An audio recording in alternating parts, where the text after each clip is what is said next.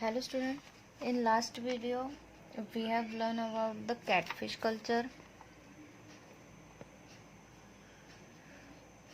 In that we have seen the pond management and about its fingerlings, that is called as minnows, and minnows density.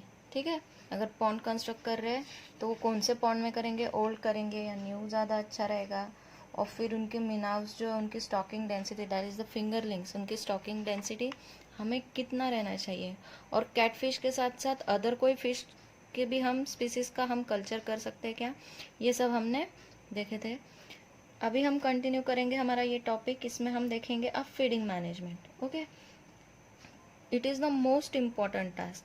अगर हम ये कर रहे हैं, catfish culture कर रहे हैं, तो अभी इसमें हमें उनकी फीडिंग्स, ये सबसे important. Without feeding they will be not able to survive. Okay, वो अगर उन्हें अच्छे मार्केट में अच्छे रीजनेबल रेट तक ग्रो करना है या फिर रीजनेबल रेट में हमें बेचना है, तो उन्हें खाना भी, फीडिंग भी बराबर देनी पड़ेगी. अगर फीडिंग ही बराबर नहीं करेंगे तो डिसीज़ के वजह से मर जाएंगे. ओके, और जितने क्वांटिटी में हमें चाहिए, जितने साइज़ की चाहिए उतने साइज़ के भी नहीं हो पाएंगे. इसके वजह से feeding management.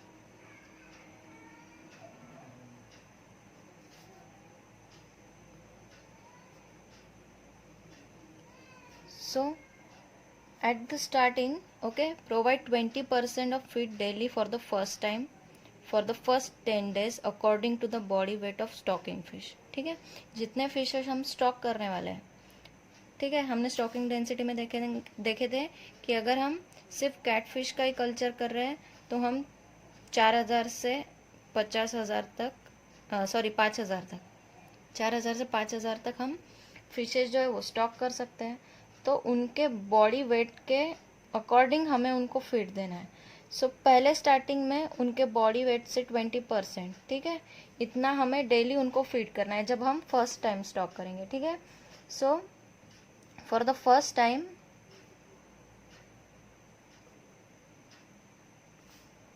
The feeding rate should be 20% daily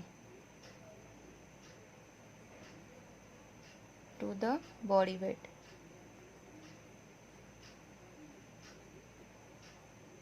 ठीक है,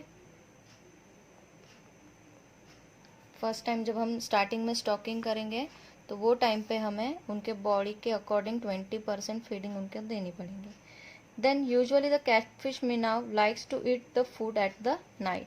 अब ये जो कैटफिश के जो फिंगरलिंग्स है वो ज़्यादातर फीड कब करते हैं, ड्यूरिंग द नाइट. ठीक है, नाइट के टाइम में वो ज़्यादा फीडिंग करते हैं. So serve the feed twice a day. Okay, दिन में हमें 2 बार देना है.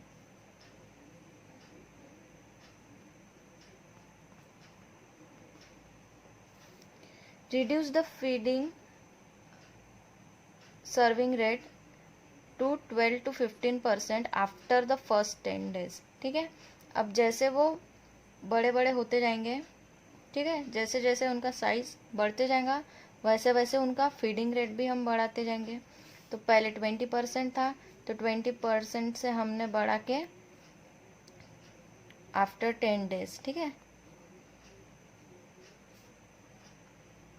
पहले 20% दिया था, तो अभी हम 25 से लेके 35% तक उनका फीड जो है वो इंक्रीज करेंगे. Then the catfish start taking a feed during a day time when they reaches about 3 inches in size. जब वो मिनाउज रहेंगे, ठीक है, जब वो मिनाउज रहेंगे तो वो रात में फीड करेंगे ड्यूरिंग नाइट, लेकिन जब 2 to 3 inches साइज उनका इंक्रीज हो जाएगा, okay, when reaches up to 3 inches the catfish will start feeding during day. ठीक है,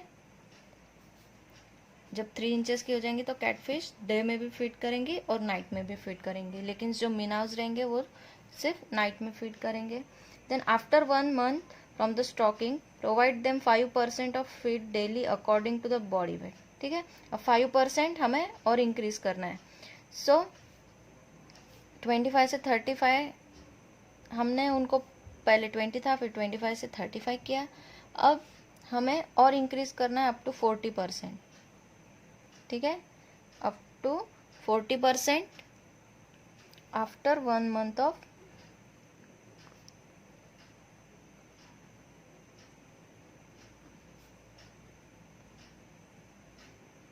स्टॉकिंग, ठीक है।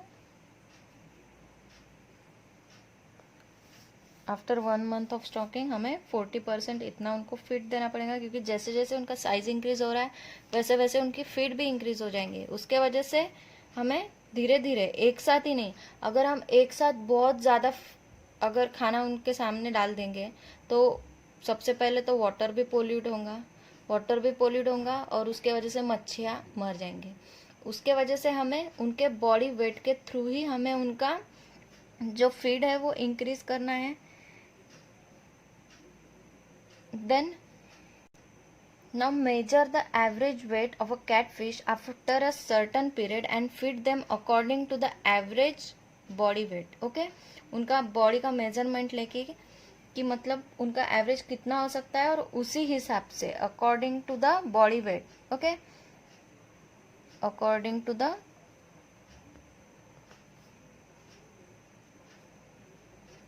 बॉडी वेट हमें उनको फीड देना है। Then provide them feed twice a day, ठीक है,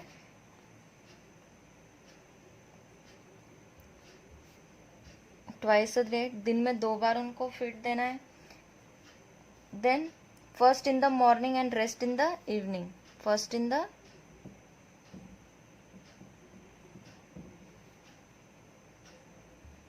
and rest in the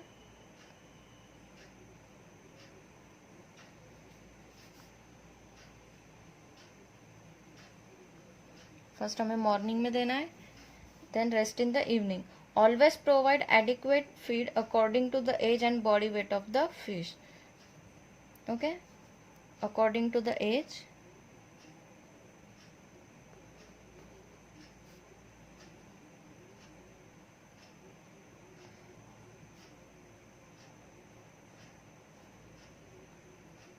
and body weight, ठीक है, एज के हिसाब से और बॉडी वेट के हिसाब से। अब एज के बोल रहे हैं कि जब वो मिनाउस रहेंगे, ठीक है, जब वो मिनाउस रहेंगे, हम छोटे छोटे जब फिंगरलिंग्स हम जब स्टॉक करेंगे तो हम उन्हें 20% दे रहे हैं। जैसे जैसे साइज इंक्रीज हो रहा है तो हमने उनका फीड भी इंक्रीज कर दिया है। इसके लिए according to the age and body wait,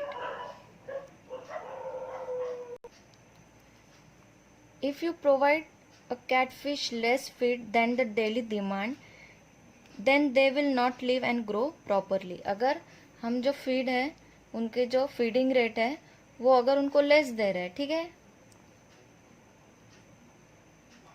less feed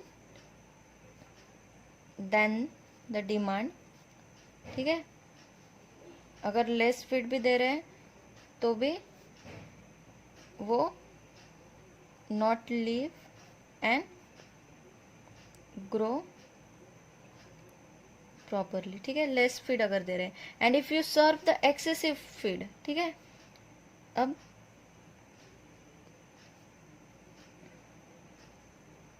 excessive feed भी दे रहे हैं, ठीक है, excessive feed than the demand, then the extra food will pollute the water and increase the feeding cost, okay, will pollute water and increase feeding cost, ठीक है। अगर कम दे रहे हैं तो वो प्रॉपरली सर्वाइव भी नहीं कर पाएंगे और अच्छी तरह से ग्रो नहीं कर पाएंगे। लेकिन अगर एक्सेसिव दे रहे हैं तो क्या हो रहा है कि वाटर पोल्यूट हो रहा है, ठीक है, क्योंकि वो खा ही नहीं रहे हैं, बचा वाला खाना सड़ जाएगा, उसके वजह से वाटर जो है वो पोल्यूट हो जाएगा। So water will be pollute and increase in the feeding cost. जो फीडिंग हमें जो उनको खाना दे रहे हैं अगर एक्सेसिव डाल रहे हैं तो ख़त्म हो जाएगा, तो हमें और लाना पड़ेगा, इसके लिए फीडिंग कॉस्ट भी बढ़ जाएंगी। सो हमें एक्सेसिव भी नहीं देना है और लेस भी नहीं देना है, now next is the during winter season. अब विंटर सीजन ही क्यों? ठीक है, क्योंकि ये सीजन कैटफिश के लिए फेवरेबल नहीं है. The winter season is not favourable for the catfish. इसके लिए विंटर सीजन जब आएगा तब हमको उनकी ज़्यादा देखभाल करनी पड़ेगी. ठीक है, so when the winter season is not favorable for the catfish farming. Okay, winter season is not favorable. Various diseases affected the catfish during this season. Okay,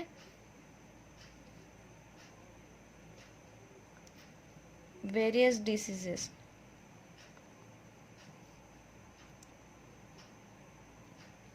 Various diseases are affected during this season, so we have to take a extra care during this season. हमें ज़्यादा care लेनी पड़ेगी ये season में.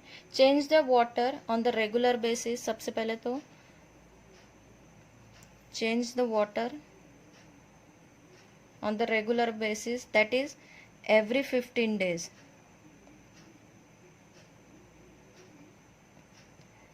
Then apply the antifungal medicine. Applying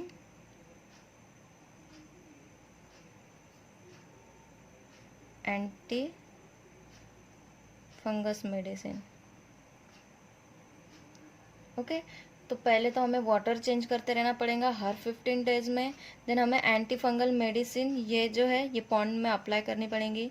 then the keep water depth within 2 feets. Winter season में हमें जो water की डेप्थ है वो सिर्फ 2 फीट्स रखनी है.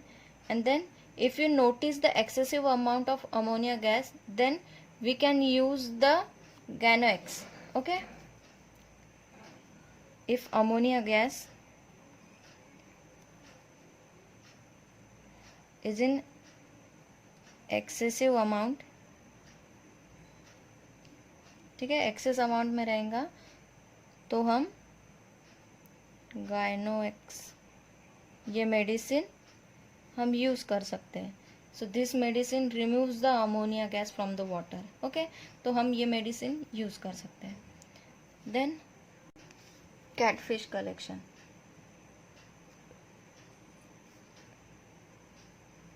That is the harvesting. Okay,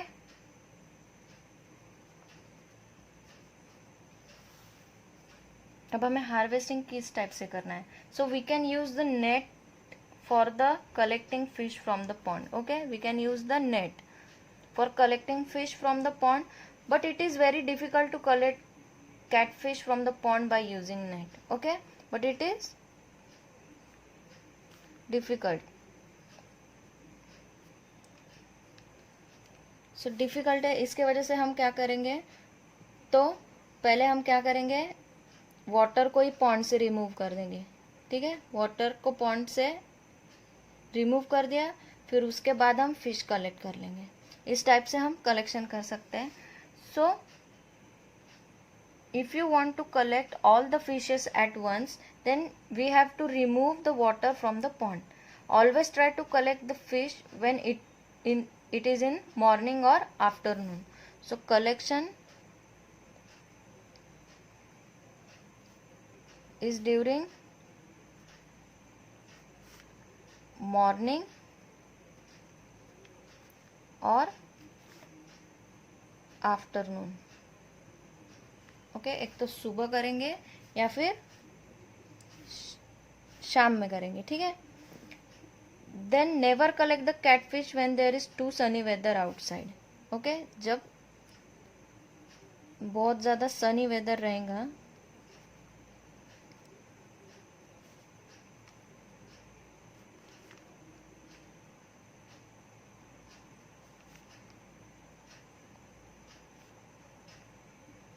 ठीक है, सनी वेदर रहेगा तो हमें कैटफिश को कलेक्ट नहीं करना है. तो ऐसा क्यों? Because the collection catfish in the excessive Sunny days will damage the condition of the catfish. Okay, will damage the condition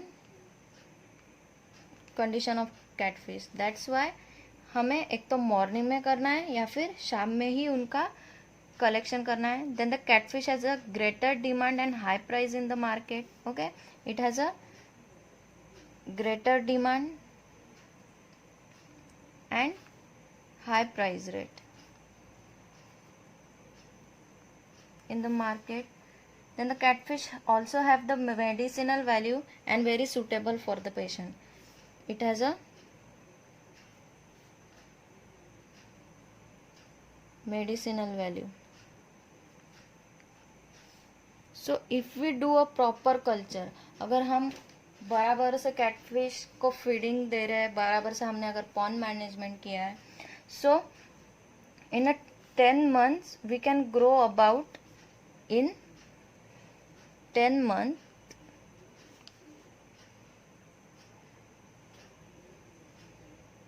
we can grow about 4 tons of catfish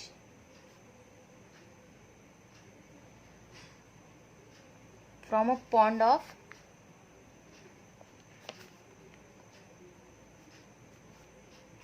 1 acre. ठीक है, 1 एकड़ में हम 10 मंथ में 4 टन तक के कैटफिश कल्चर कर सकते हैं अगर हमने प्रॉपरली कल्चर किया तो. Then catfish healthy benefit.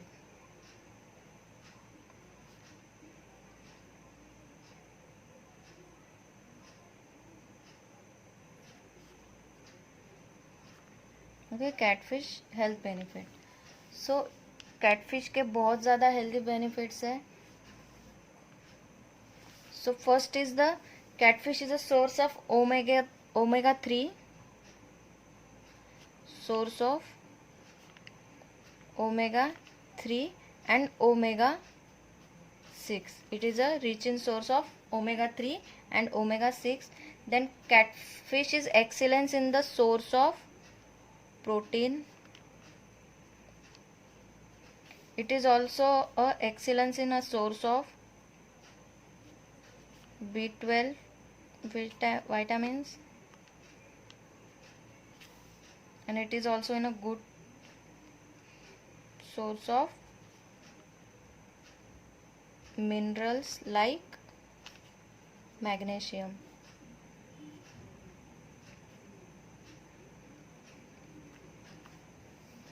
So हमारा कैटफिश कल्चर टॉपिक ये जो है ये ख़त्म हो गया. फिर से एक बार हम रिवाइज कर लेते हैं कि आज के वीडियो में हमने क्या क्या देखा. So in today's video we have seen about the feeding management. Feeding management में देखा कि हमने किस टाइप से हमें फीड, जब पॉन्ड हम बनाएंगे कल्चर करेंगे तो हमें किस टाइप से फीडिंग देना है. सो हमें according to the body weight हमें उनको फीड करना है. जब फर्स्ट टाइम हम फीडिंग करेंगे तब हम उनको सिर्फ 20% according to the body weight इतना फीड करेंगे. देन जो मीनास जो होते हैं, जो फिंगरलिंग्स होते हैं, वो during the night time feed करते हैं, और जो कैटफिश होते हैं वो during the day time feed करते हैं. ठीक है, उनको फीड देना है कितना, ट्वाइस अ डे. हमें दिन में 2 बार उनको फीड देना है. देन जैसे जैसे उनका बॉडी वेट इंक्रीज होते जाएगा वैसे वैसे हमें उनका खाना भी इंक्रीज करना है. पहले हम उनको 20% देते थे, फिर हमने 25 से 35 कर दिया. फिर जब 1 मंथ हो जाएगा, after the 1 month of stocking, हमने उनका फीड इंक्रीज किया up to the 40% according to the body weight. उनका बॉडी वेट था उससे 40% हमने उनको फीड दिया.